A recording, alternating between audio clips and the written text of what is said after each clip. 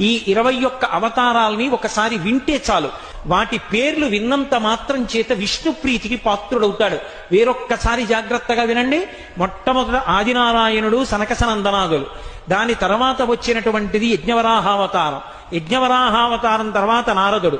నారదుడి తర్వాత నరనారాయణుడు. నరనారాయణుల తర్వాత వచ్చినటువంటిది కపిలావతారం. కపిలావతారం తర్వాత దత్తాత్రేయావతారం.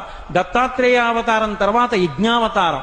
యజ్ఞుని యొక్క అవతారం తర్వాత వృషభావతారం. వృషభావతారం తర్వాత వచ్చింది పృథుమహారాజు గారి అవతారం. పృథుమహారాజు గారి అవతారం తర్వాత వచ్చినటువంటి అవతారం మత్స్యావతారం. తర్వాత కూర్మావతారం. తర్వాత ధన్వంతరి. తర్వాత మోహిని. తర్వాత నరసింహుడు.